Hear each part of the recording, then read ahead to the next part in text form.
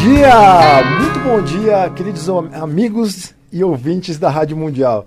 Estamos aqui mais uma vez e pela primeira vez, né, até perdendo ferrugem, gaguejando um pouquinho para fazer essa apresentação para vocês.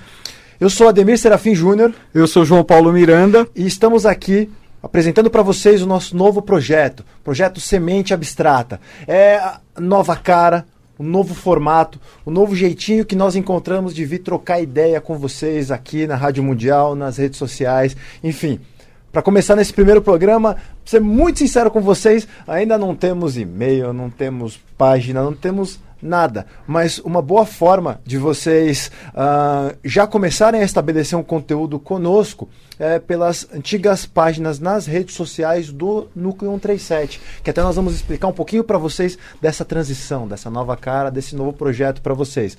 Então, se vocês entrarem no youtube.com/Núcleo 137 e no facebook.com/Núcleo 137, vocês vão encontrar essas postagens. Aí, com o tempo, nós vamos fazer até a migração para essa nova identidade, para esse novo projeto. No Enfim, YouTube tem mais de 100 programas, né, Ademir? É verdade, e é até legal o João comentar sobre isso, porque a Semente Abstrata é um novo projeto, né? Agora encabeçado por mim e pelo João, sempre mandando um abraço, um beijão pro Thiago Rodrigues Alves, que nos acompanhou nosso durante eterno irmão, o Núcleo 137, mas é um novo projeto. É uma nova cara que vem com uma nova proposta. A gente brinca que nós somos um herdeiro conceitual do Núcleo, né? Que, por sinal, deixou muita coisa. Deixou algumas centenas de vídeos, aliás, perto de 200 vídeos, algumas centenas de textos, muito material que agora nós vamos dar uma revisitada. Muita semente que está florescendo, né? A semente abstrata. Exatamente. Então nós vamos conversar muito, gente, muito. Até quando o João e eu entramos aqui no estúdio, a gente brincou, sentimos falta, né, de fazer isso. E agora com uma energia nova, com uma cara nova, enfim. E principalmente, nós vamos contar muito com a participação de vocês. Nessas conversas aí, nesse projeto que nós ainda estamos estruturando, nós já decidimos que vai ter muito convidado aqui. Sim, né? Sempre vão ter convidados, né? Novos bate-papos que inclusive indiquem para nós, recomendem algumas pessoas bacanas que seguem essa linha aí de desvendar o oculto, de navegar pelos mares do esoterismo com muita seriedade, com uma linguagem atual. Nós teremos o maior prazer aqui de trazer, de convidar qualquer pessoa aí que tiver disposição para vir bater um papo com a gente, né? Pô, então, com certeza. Eu quero, para a gente começar assim, ter em mente, estamos de volta. É isso aí, né? Foi rápido e ao mesmo tempo parece que faz 2 eternidades, né? Que a gente parou o Núcleo 137 e estamos aqui novamente, né? Foi tudo muito rápido, né, Ademir? Foi. Mas estamos aí, né? LPD, vamos lá, vamos trabalhar. Então se preparem para muitos macaquinhos no sótão. Opa, aí como, né? Se preparem para algumas eternidades aí de viagens, de abstrações, mas temos muitas sementes para plantar, temos muitos solos para arar, para irrigar, enfim, é um trabalho. Temos alguns frutos para colher, é isso aí, vamos lá, né? Tá.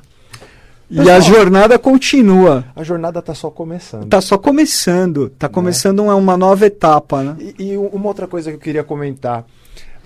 Eu fiquei muito sensibilizado com o carinho que as pessoas nos direcionaram. Eu também, ainda estou. Com o encerramento, assim, claro, foi algo que a gente fez com muita vontade, com muita dedicação, mas eu não imaginava aquela reação. Também não, nós não temos muita noção, né, Ademir? Né? Então, assim, nós temos, e isso é legal a gente frisar, o Núcleo 137 cumpriu muito bem o seu papel, é a sensação que nós 3 tivemos nisso. E agora, com essa nova cara, com a Semente Abstrata, nós entendemos que algo novo precisa ser feito. E nós, atendendo isso, essa nossa eterna vontade de contar história, de bater papo. De trocar ideias, vivências, experiências, né? Os moleques abusados, contador de história, ainda estão aqui, né, João? Olha nós aqui outra vez, né? Pessoal, então hoje, nessa sexta-feira ainda de inverno, né? Opa! Dia 10 de agosto de 2018, coroando esse primeiro programa, nós vamos trazer um quadro novo.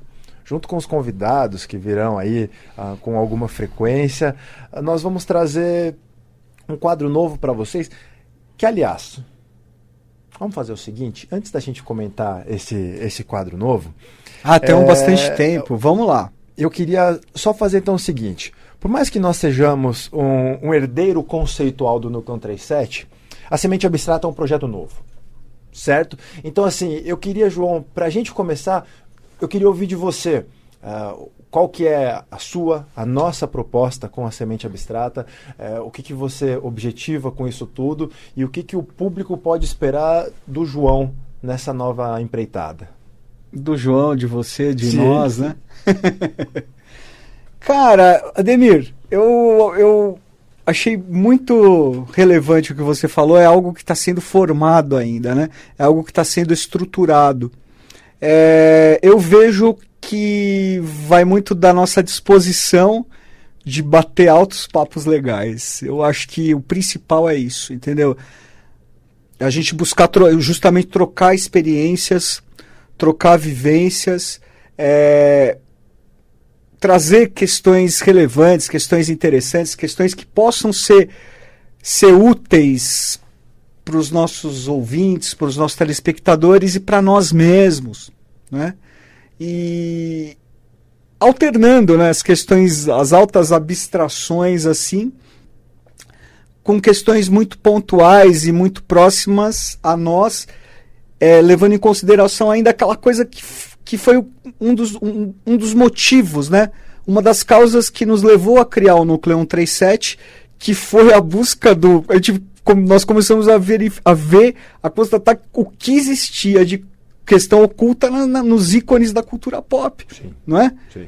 Então, na música, no cinema, nos livros, na literatura, e na atualidade, na política, na sociedade.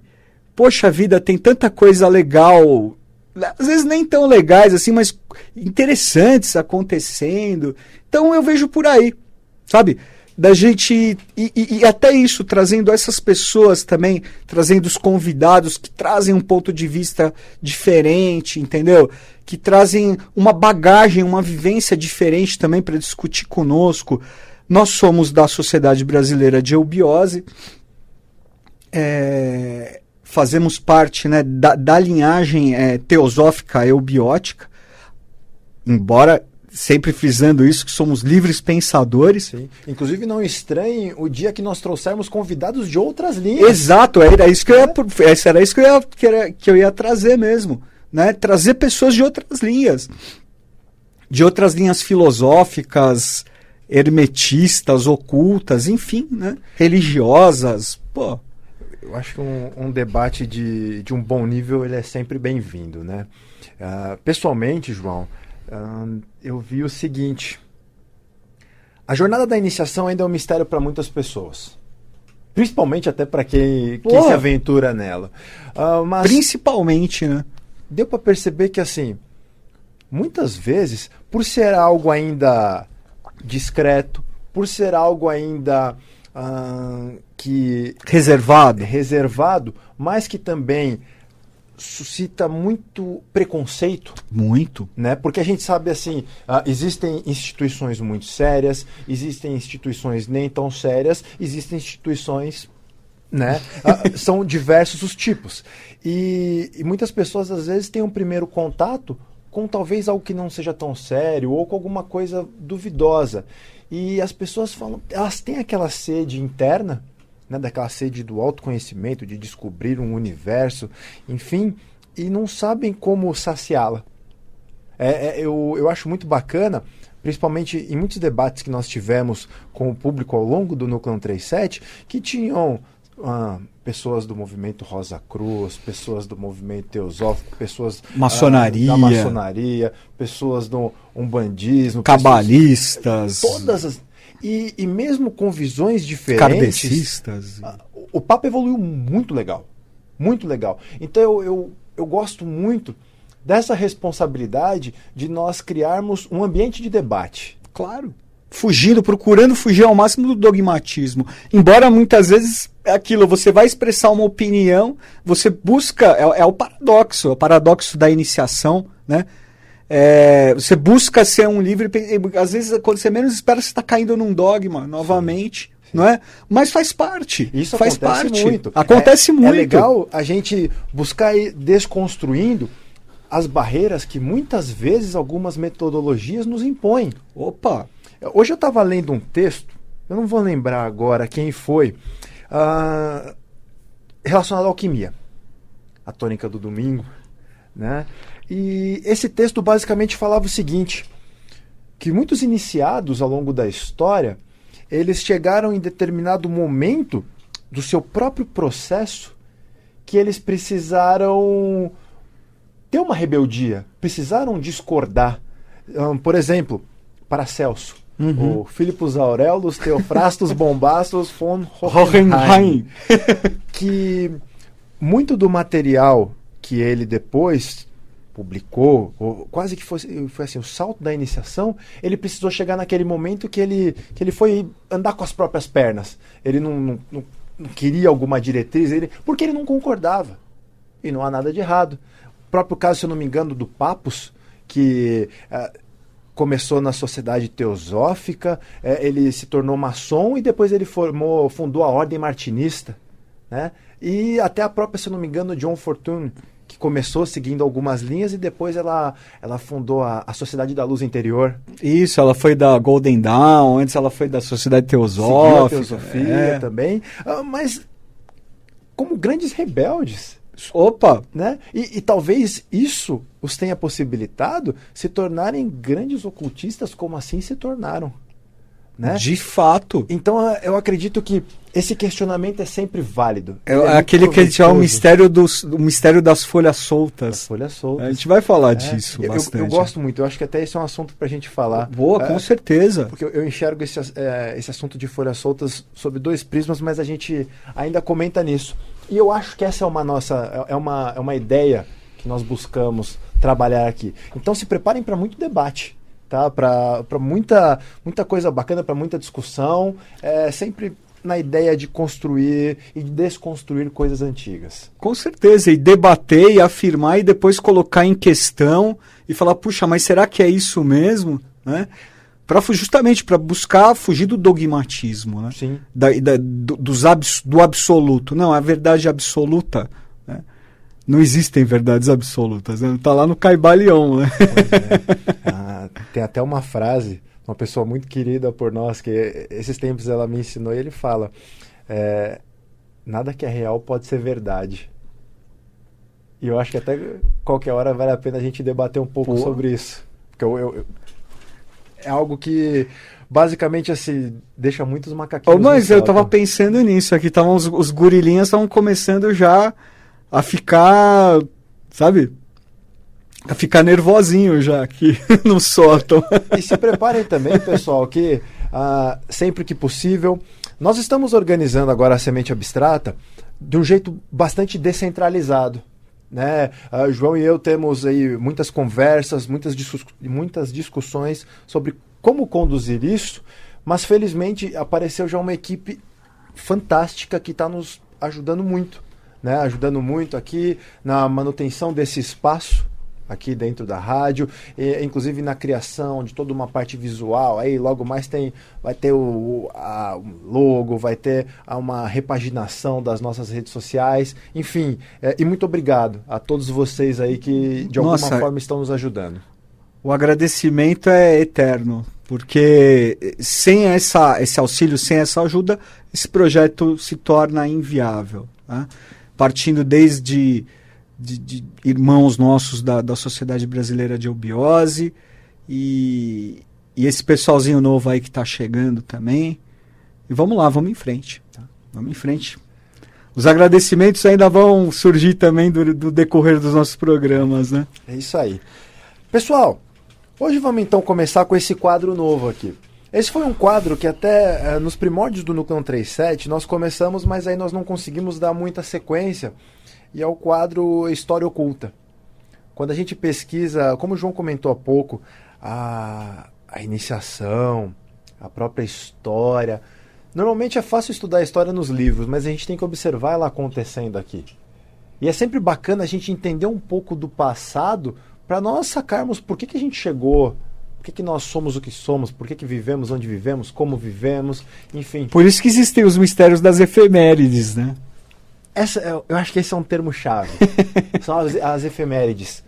A partir de hoje, com o quadro História Oculta, todo programa na semana, nós vamos abordar alguns fatos relevantes que aconteceram aí ao longo dos anos, das décadas, dos séculos, por que não dizer dos milênios? Dos milênios, dos milionênios, sei lá. Pra gente discorrer um pouco sobre isso e brincar por algumas eternidades. É isso aí. João, então eu queria que você contasse para nós aí alguns dos principais pontos que você sacou desses dias. Puxei algumas coisas aí, a gente vai bater um papo agora aqui, Ademir, nesses últimos minutinhos, tá? E vamos sair daqui com mais macaquinhos no sótão do que nós entramos. Essa é a ideia. Até é uma coisa que não tinha me ocorrido, né? Mas hoje, dia 10 de agosto, essa semana completaram 73 anos, né? Das bombas de Hiroshima e Nagasaki, 6 e 9 de agosto. Olha que sacada aí, né? Esse fato lamentável que ocorreu no final da Segunda Guerra Mundial e que gerou tantas consequências nefastas, né? E reverberações também aí no campo, vamos dizer, no campo kármico, né? A gente pode até falar isso em outras oportunidades, mas era um negócio que não tinha me ocorrido agora que eu saquei assim e falei, puxa, essa semana fez aniversário das bombas de Hiroshima e Nagasaki. João, oi. E você sabe que eu acho que a gente ainda tem que dedicar um tempo para falar sobre a Segunda Guerra. Pô, com certeza. No passado até, eu queria até que você comentasse alguma coisa sobre isso, você fez um estudo bem bacana sobre aquilo que a gente chama do aspecto oculto da Segunda Guerra Mundial. Se não me engano, tem até um materialzinho que você... Tem um materialzinho bem desenvolvido, uma pesquisa feita lá, qualquer hora vai sair alguma coisa. Mas é super interessante, é meio pesado, né? Principalmente essas questões relacionadas ao nazismo tal, que é muito relacionado. Holocausto, é muito pesado, mas é muito interessante. E é isso, a Segunda Guerra Mundial é uma gama imensa de fatos ocultos, né? Sim. E que é uma questão que ainda mexe muito com o inconsciente da humanidade, né? E ainda é muito atual, né? Ainda se fala muito porque foi, sem dúvida, o fato mais marcante no sentido negativo do século XX, né? No século passado. Mas acho que vai ter bastante coisa legal para conversar. Você sabe uma coisa que chama muito a minha atenção, independente de alguns outros eventos mais relevantes na Segunda Guerra, muito se fala sobre o que seria o vril, né? Muito se fala sobre umas tecnologias ocultas que os nazistas não apenas buscavam, mas dizem que até manuseavam, de certa forma. E desenvolveram e tudo. Parece até que depois, com o término da Segunda Guerra, o bloco capitalista e o bloco socialista buscaram os cientistas. Sem dúvida. Né? E recentemente não, vamos colocar, já tem algum tempo, com os filmes do Capitão América, se eu não me engano, é o próprio primeiro filme dele aí, agora lançado pela Marvel aí nos últimos anos e tal, já mostra um pouco disso, né, que tinha a Hydra, que era uma organização que tinha uma tecnologia muito mais avançada, e a gente vê como esse tipo de coisa sempre foi abordado, mas as pessoas gostam muito de associar a ficção e talvez as coisas... Ou até a sátira, né? Porque aquele filme que é maravilhoso, esse filme do Stanley Kubrick, o Doutor Fantástico, fala disso, né? E é num tom... assista, Ademir, vale a pena. Doutor Fantástico é fantástico, né? Tem um elenco maravilhoso, o Peter Sellers, George C. Scott e outros grandes atores. É um filme preto e branco e é uma comédia, é satírico, né?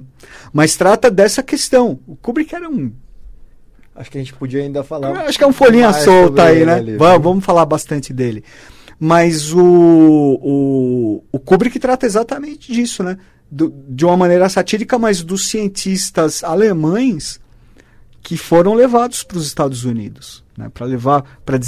Trazendo essa tecnologia que eles haviam estudado e desenvolvido durante a Segunda Guerra Mundial e antes, né, já com o advento do nazismo e tudo, e relacionado a essas pesquisas da manipulação das energias ocultas, dos táttivas, cujo vril é absolutamente atrelado. Os táttivas, até para o pessoal que está começando a nos acompanhar, são as chamadas forças sutis da natureza, né? Associado aí ao que seriam os elementais, os elementos propriamente ditos. Enfim, um estudo fantástico, um estudo que vale muito a pena ainda dar uma pesquisada e até a gente falar sobre isso. Opa, com certeza. É bacana, como o primeiro programa, vão vindo muitas ideias de temas para a gente conversar aqui. Né? Já surgiram vários aqui, hein, Ademir? João, o que mais aconteceu aí? Aí vamos falar um pouquinho do dia 10 de agosto, né? Hoje, 10 de agosto, cara, que efeméride, né? Legal, né? Legal. Tudo. A lei está sempre atenta. Dia 10 de agosto, puxa vida, aconteceram umas efemérides tão relevantes no decorrer da história, no dia 10 de agosto, que eu vou trazer algumas, né? Que a gente pode também até isso trazer elementos para a gente, em futuros programas, a gente discutir novamente. Tá? Mas dia 10 de agosto foi por exemplo, o dia do martírio de São Lourenço, na Grelha. Né? O iniciado São Lourenço foi martirizado na Grelha no ano de 258, na Antiguidade. E eu trago essa efeméride porque a sede da Sociedade Brasileira de Eubiose é em São Lourenço. Não existem casualidades, né? Existe toda a relação em tudo, né? Na vida não existem casualidades. É tudo uma relação de causalidade. Não existe causa sem efeito. E nem efeito sem causa. Por que a cidade foi batizada de São Lourenço? Quem foi São Lourenço? Exato. Pelo menos aí já tem um começo. São Lourenço mártir, né? Ele é muito relacionado, nós chamamos a relação com a obra, né? Uhum. Então não é por acaso. O padroeiro da cidade de São Lourenço, chamamos aí a Nova Jerusalém, vamos dizer assim, né? Como isso, logicamente, de uma maneira metafórica, tá? Mas não é por acaso que a cidade se chama São Lourenço, né? Que chama o novo Pramanta, o novo ciclo evolutivo é Lorenzo para Baixa Dharma, né? Lorenzo para Baixa Dharma, né? O nome oculto de São Germano é Lorenzo Paolo Domiciani, é o LPD. Então é muito, muito relevante. E por uma relação de causalidade, a sociedade que hoje é a Sociedade Brasileira de Eubiose, foi fundada materialmente em Niterói no 10 de agosto. 10 de agosto de 1924. Um domingo, um dia do sol. Era da Arana ainda? Era a Sociedade da Arana. Da Arana, Sociedade Mental Espiritualista. Sociedade Mental Espiritualista. Fundada pelo professor Henrique José de Souza e a sua contraparte, Dona Helena Jefferson de Souza, em Niterói. 10 de agosto de 24, quer dizer, 94 anos. Né? 94 anos, está indo para o centenário da Sociedade. Sociedade da Arana, que em 28 teve seu nome mudado pelo professor para a Sociedade Teosófica Brasileira, e em 1969 o novo grão-mestre, o venerável Hélio Jefferson de Souza, mudou o nome para Sociedade Brasileira de Eubiose, nome que é até hoje, há quase 49 anos. Né? Tudo relação cabalística aí. Eu acho muito legal entender essas coisas assim. Esses dias, um colega que nos acompanhava pelo Núcleo 137, e inclusive ele acabou fazendo o peregrino comigo lá no departamento da Moca, ele veio me questionar um pouco sobre essa questão dos nomes. E aí eu cheguei e falei, cara, se você quer saber sobre nome, você vai conversar com algum cabalista ou com um numerólogo, porque eles adoram esse assunto. Porque os nomes têm significados muito grandes. Né? E é bacana até entender talvez o significado e o porquê do nome da Arana, depois talvez Sociedade Teosófica e hoje Sociedade Brasileira de Eubiose, porque muito provavelmente isso está associado com o objetivo, com a missão da instituição. Sem dúvida. Assim isso, como... nada por acaso. É tudo causal, não é casual. E é legal a gente entender isso. O João Paulo Miranda, muito provavelmente isso tem toda uma associação com quem o João é, com o karma dele. Claro, enfim. Com a missão de vida, a data de nascimento, o nome, opa. O meu caso. Aliás, por sinal, depois a gente podia até fazer uma análise da numerologia e da parte cabalista em torno de semente abstrata. Opa, com certeza. Com certeza, Ademir. Mas, ó... Uma coisa só que eu acho legal só pra gente, antes da gente terminar aqui, é porque o dia 10 de agosto é o 222º dia do ano. Ah, isso é bom. Tá? É o dia 220, hoje é o dia 222 do ano.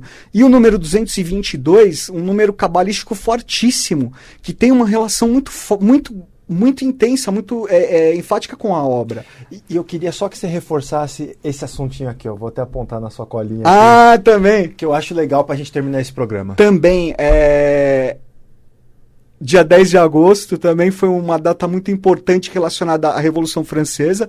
A Revolução Francesa, a gente sabe, essa questão da história oculta também é muito forte na Revolução Francesa. E o dia 10 de agosto de 1789 foi quando, vamos dizer assim, o Conde de Cagliostro, né, o grão-cópita da maçonaria egípcia, foi quando ele enquadrou, vamos dizer assim, os maçons, né, os membros da maçonaria, e falou assim, olha, agora realmente é o momento do LPD, né, mas aí é o momento do LPD, Lilium Pede Mundus Truens, que é o momento do rigor. Com a questão da flor de lis conspurcada pelos Bourbons. Né? E aí, 3 anos depois. Assunto para 300. E aí, 3 anos depois, em 1792, essa foi a data que o rei Luís XVI foi preso. Entendeu? Aí depois ele perdeu a cabeça. Gente, eu queria até pegar e comentar as coisas sobre isso, mas o pessoal vai brigar com a gente. Vai brigar com a gente aqui, ó. Estourou já. Obrigado, João. Obrigado, Ademir. Foi show. Semana que vem estamos aqui de novo. Estamos de volta. Um grande abraço. Esperamos vocês. E um beijo para todos aí. Tchau, tchau. Valeu. Legal, hein?